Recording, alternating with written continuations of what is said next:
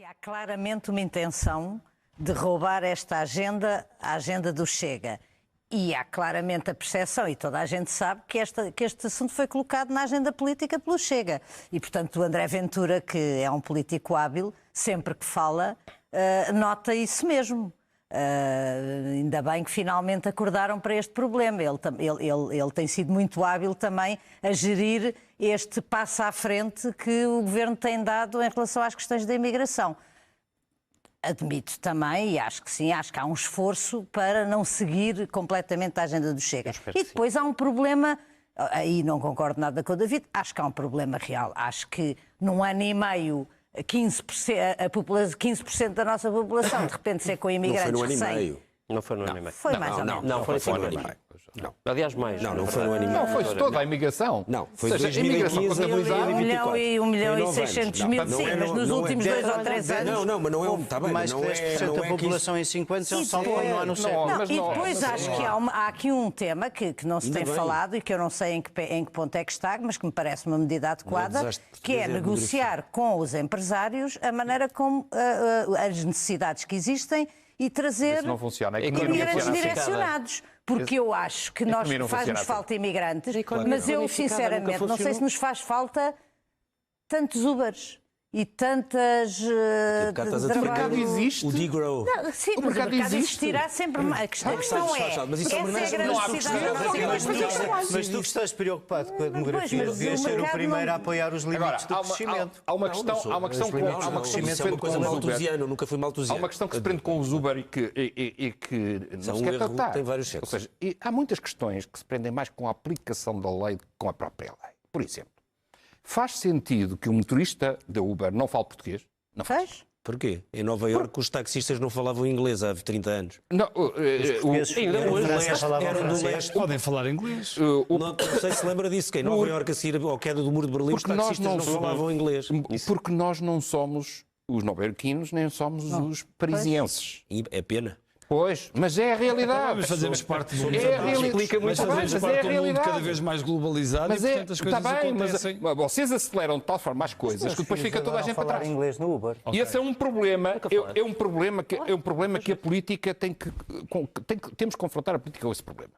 Nós não podemos acelerar de tal forma as coisas e colocarmos tudo num pequena roda das pessoas que já passaram por Nova Iorque, por Paris. Têm de partilhar a mesma cultura que... Não estou a dizer nada disso e sou contra completamente essas coisas. Okay. Acho que uma pessoa, para ser português, tem que falar português.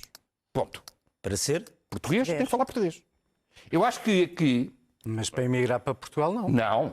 Agora, para determinadas profissões, as pessoas devem ter uma qualificação mínima para as exercer.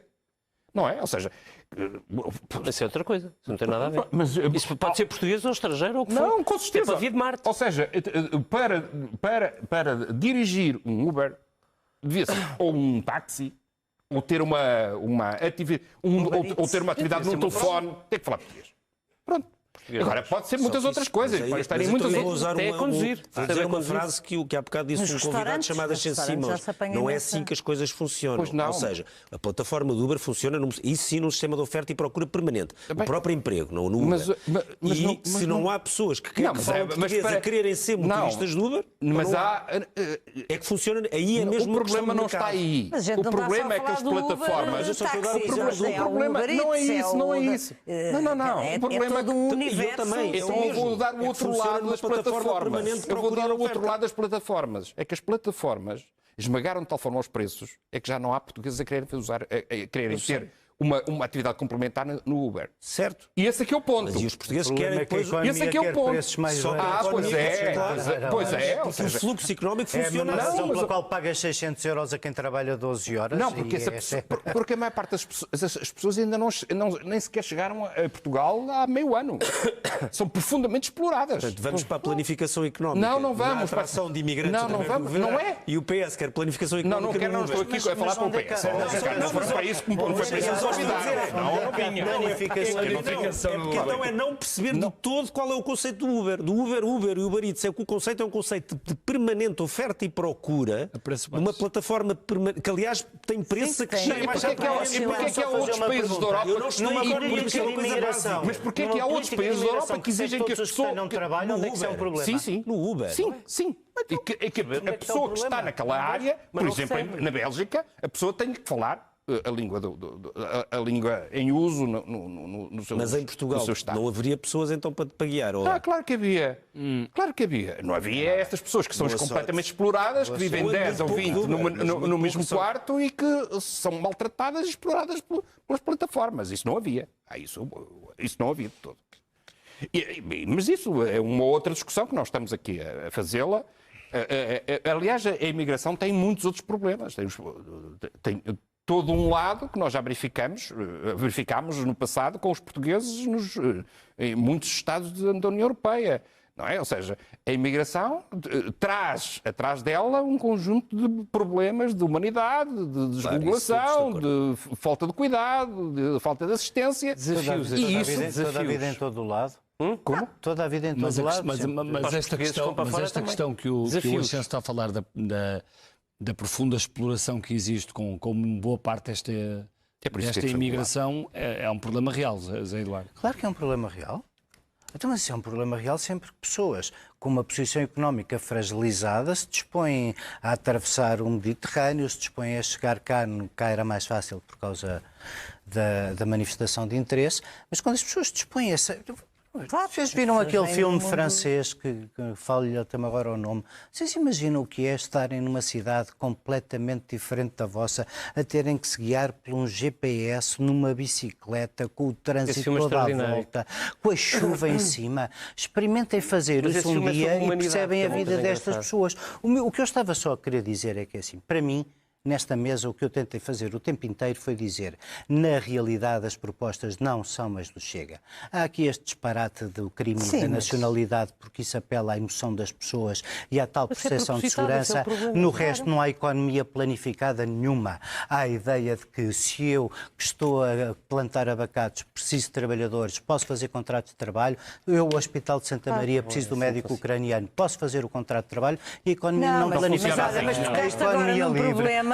Funciona assim, desde que a via de entrar é a via de ter um contrato de trabalho. Logo, as necessidades de trabalho não deixarão de ser supridas por imigrantes se não houver portugueses que as supram. Ponto final. Mas tocaste agora num problema que é, nós temos uma necessidade grande de imigrantes em todos os setores e a mim o que me parece é que nos últimos anos se facilita nestas funções mais básicas e mais... Sempre, então nós não éramos porteiros e como o David dizia, nós precisamos de médicos nos hospitais. Quantos ucranianos é que estão em Portugal, que vieram para Portugal, que têm o curso de medicina e que as ordens dos médicos... foi atendido por um.